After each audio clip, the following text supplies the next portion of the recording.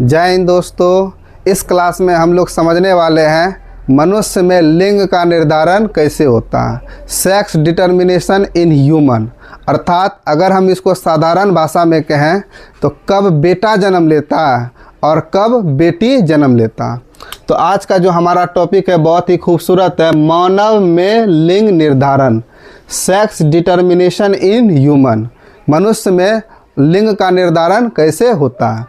देखिए, इस पूरे क्लास को करने के बाद आप जो है पूरी तरह से समझ जाइएगा कि कैसे मनुष्य में बेटा जन्म लेता है और कैसे मनुष्य में बेटी जन्म लेती है।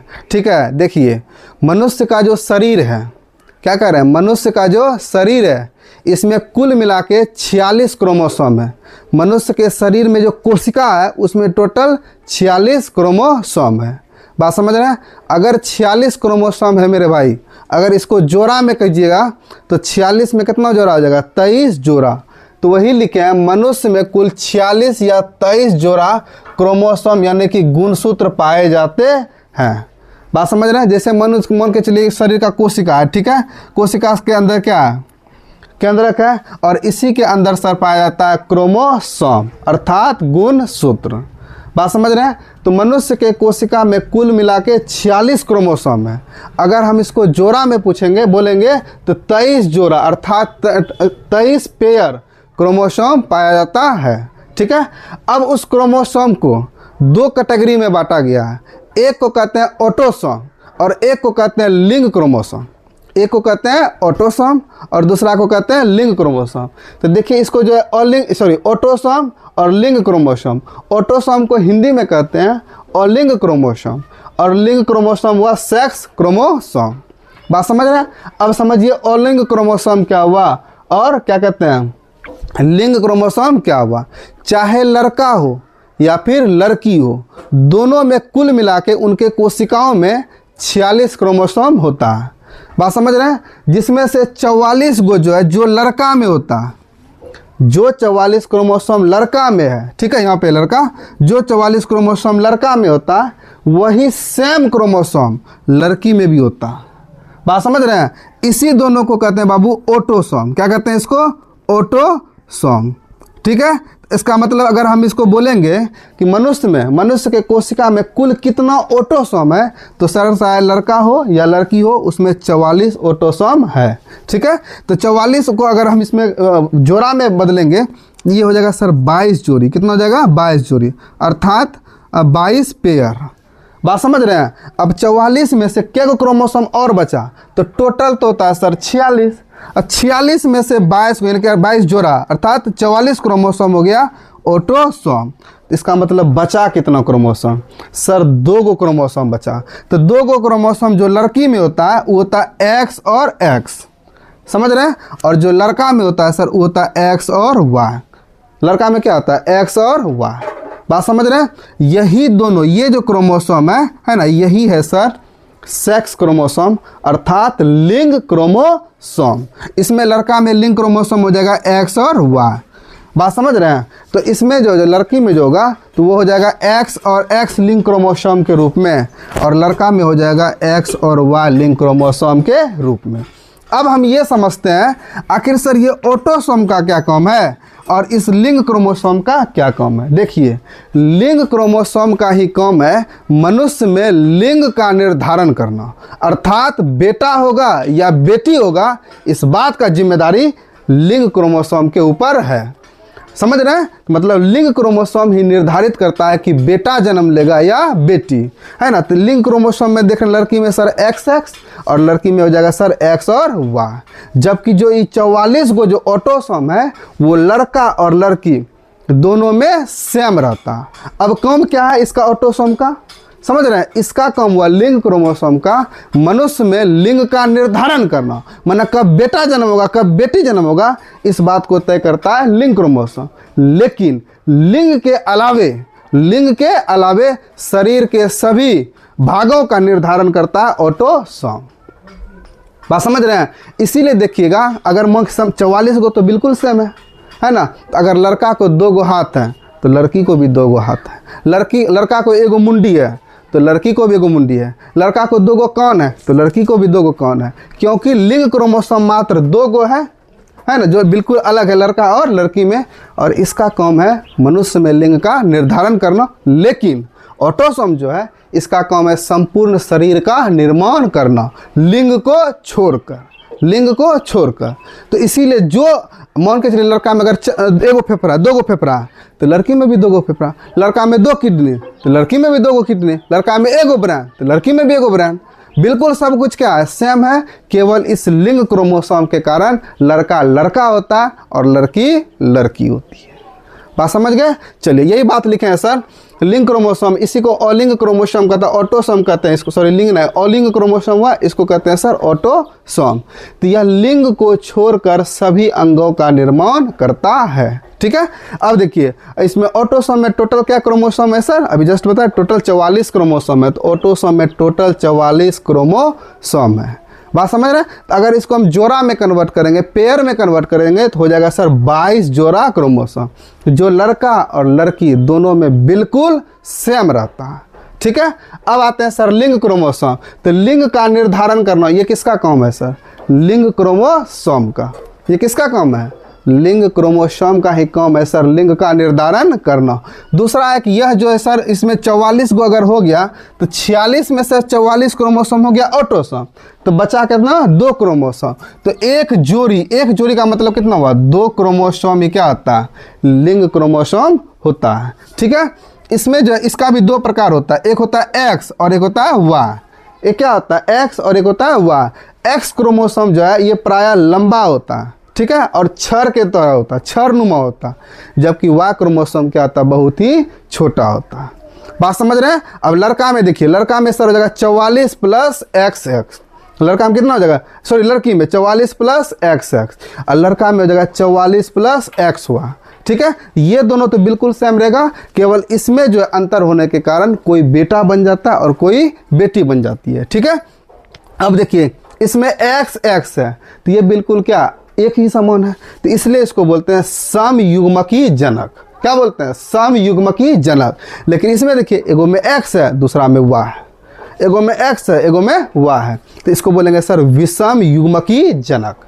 अगर सेम है तो समयुग्मकी, एक समान है तो समयुग्मकी, अलग अलग है तो विषम युग्मकी जनक।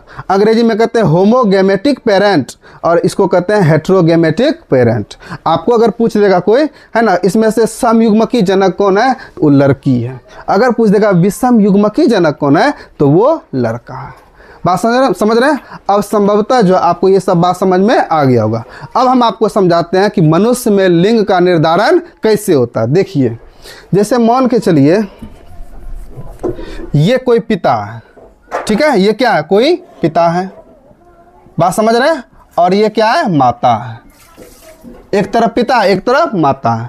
तो पिता के क्रोमोसोम में, सॉरी पिता के कोशिकाओं में कुल कितने क्रोमोसोम, तो टोटल हो जाएगा सर 46, कोई दिक्कत नहीं है ना। और माँ में भी कितना हो जाएगा, इसमें भी हो जाएगा 46, लेकिन इसका जो संरचना होगा वो 44 अब प्लस हो जाएगा सर X और Y, ठीक है ना।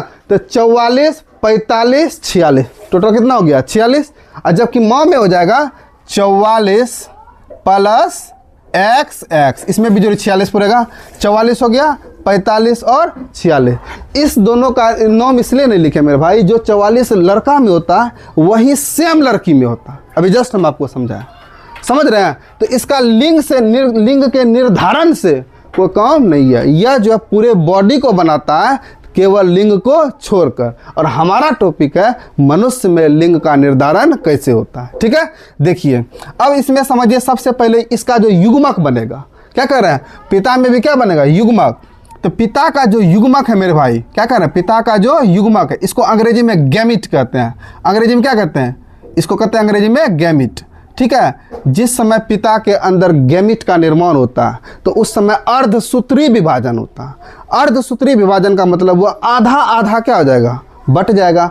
अब 44 का आधा कितना होता है सर, 44 का आधा आता 22 है ना। उसके बाद इसमें से एगो 22 ले लेंगे, इसमें एगो X ले लेंगे, तो बन जाएगा सर युग्मक हमारा 22 प्लस X। बात समझ रहे हैं। अब उसके बाद इसमें आते हैं, किसमें, इसमें, तो इसमें 44 का आधा हो गया था सर, तो 22 x तो ले लिए हैं, अब बचा कौन चाहिए सर, y बचा है, तो y इसके साथ ले लेंगे। तो इसका मतलब इसमें जो युग्मक बनेगा या तो बनेगा सर 22 प्लस x और या तो बनेगा 22 प्लस y। यहाँ पे चूंकि आधा हुआ है इसलिए इसको अर्धसूत्री विभाजन भी कहते हैं, ठीक है। सेम इसी प्रकार से माँ के अंदर में भी युग्मक बनेगा, उस युग्मक का नाम है लड़का में जो पिता में जो युग्मक बनेगा मेरे भाई, इसका नाम है शुक्राणु। क्या नाम है, शुक्राणु। अंग्रेजी में कहते हैं स्पर्म, अंग्रेजी में क्या कहते हैं, स्पर्म। और माता के अंदर जो युग्मक बनेगा उसमें भी हो जाएगा, इसमें भी अर्धसूत्री विभाजन होगा, है ना। तो इसका जो युग्मक होता है वो कहलाता है अंडाणु। क्या कहलाता है, अंडाणु। अंग्रेजी में कहते हैं ओवम, अंग्रेजी में क्या कहते हैं, ओवम, ठीक है।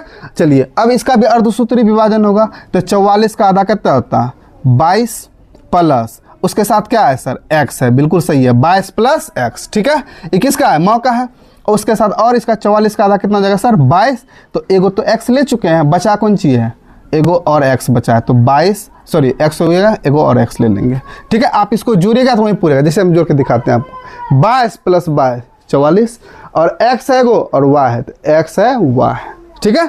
सेम इसी प्रकार से देखिए 22 प्लस 22 44 और x है y है, तो x और x है, सॉरी x है और x है, तो x और x हो गया। बात समझ रहे हैं। अब देखिए अगर मान के चलिए, क्या कर रहे हैं, अगर मान के चलिए ये वाला शुक्राणु है ना मादा के मतलब फीमेल तक जाता है, फीमेल मैंने क्या हुआ, माँ के साथ जाता है, तो बताइए कितना हो जाएगा, 22 प्लस 22 हो जाएगा सर 44। बात समझ रहे हैं। इसके साथ यहाँ पे सर x है और इसमें x है, तो 44 प्लस x और x। बात समझ रहे हैं। तो देखिए तो 44 प्लस x, x कितना होता है सर, तो देखिए तो यहाँ पे 44 प्लस x, x होता है लड़की, अर्थात आपको बेटी हुआ। बात समझ रहे हैं। क्या हो जाएगा तब इसका हो जाएगा सर बेटी। क्लियर है। चलिए अब मान के चलिए अगर यही जाता है, ठीक है, यही और इसके साथ दूसरा युग्मक है यहाँ पे, तो 22 प्लस x, 22 प्लस 22 और 22 हो जाएगा 44, ठीक है। और यहाँ सर x है और यहाँ भी x है, तो 44 प्लस x और x क्या हो जाएगा, ये हो जाएगा सर बेटी। क्या हो जाएगा, बेटी। बात समझ रहे हैं, कोई दिक्कत नहीं है। अब अगला आते हैं सर, अगर मान के चलिए ये क्रोमोसोम सॉरी ये शुक्राणु के अलावा ये शुक्राणु चले ये Y वाला, तब तो ये जाएगा, तो ये इतना और इसके साथ होगा कनेक्ट, तो 22 इसमें है सर, 22 इसमें है, तो 22 22 44। अब प्लस इसके बाद देखिए इसमें x है और इसमें y है, तो x और y हो जाएगा कौन सी, देखिए तो 44 प्लस एक्स वाई क्या है, तो 44 प्लस एक्स वाई हो जाएगा सर, देखिए X Y 44 plus X Y हो जाएगा बेटा। बात समझ रहे हैं। तो यहाँ पे क्या हो जाएगा सर, यहाँ पे हो जाएगा बेटा, ठीक है। इसी प्रकार से इसको और इसको कनेक्ट कीजिएगा, है ना, तो ये 22 प्लस 22 कितना हो जाएगा 44, ठीक है। और यहाँ y है और यहाँ x है, तो x और y क्या हो जाएगा, बेटा है। मतलब 50% चांस है बेटी होने का और 50% चांस है बेटा होने का। बात समझ रहे हैं। अब हमको लग रहा है आप जो है मनुष्य में लिंग निर्धारण को अच्छा से समझ गए होंगे, लेकिन गांव के जीवन में हम लोग क्या देखते हैं, अगर मान के चलिए किसी महिला को बेटी जन्म हो रहा है तो उसके ससुराल वाले उसको प्रताड़ित करते हैं, उसको क्या करते हैं, प्रताड़ित करते हैं, और उसको मतलब बहुत तरह का है ना बात सहना पड़ता है। लेकिन एक बात सच्चाई यहाँ पे ये है, ये किसी के हाथ में नहीं है कि बेटा जन्म लेगा या बेटी, यहाँ पे किसी का दोष नहीं मेरे भाई। अगर दोष मतलब पिता का भी दोष नहीं है और माता का भी दोष नहीं है, फिर भी उसको जो है ससुराल वाले के तरफ से ताना सहना पड़ता है, किसको, एक लड़की को। बात समझ रहे हैं। जबकि सच्चाई यहाँ पे किसी का दोष नहीं है। फिर भी अगर कोई इसमें ज़बरदस्ती दोष निकालना चाहेगा तो एकदम पूर्ण रूप से दोष किसका हो जाएगा, उसके बेटा का हो जाएगा। बात समझ रहे हैं। किसका दोष हो जाएगा, पिता का हो जाएगा। यही ना क्रोमोसोम भेजा। अगर मान के चलिए अगर उसको बेटा ही चाहिए था तो ये 22 प्लस वाई भेज देता। बात समझ रहे हैं। यहाँ पे किसी का दोष नहीं है, लेकिन फिर भी ज़बरदस्ती अगर दोष थोपने का प्रयास किया जा रहा हो तो इसमें दोष किसका है, लड़का का ही है, क्योंकि लड़का के शुक्राणु ही निर्धारित करता है कि जन्म लेने वाला बच्चा जो है वो बेटा होगा या बेटी। बात समझ रहे हैं। अब अगर आपको ससुराल वाले इस बात को लेकर ताना मारे तो आपको उसको ये क्लास दिखा देना है और समझा दीजिएगा ऐसा नहीं होता है ना, इसमें किसी का गलती नहीं है। बात समझ रहे हैं। अब हम उम्मीद करते हैं आपको ये सारा बात समझ में आ गया होगा। ठीक है, मिलते हैं नेक्स्ट वीडियो में, तब तक के लिए धन्यवाद, जय।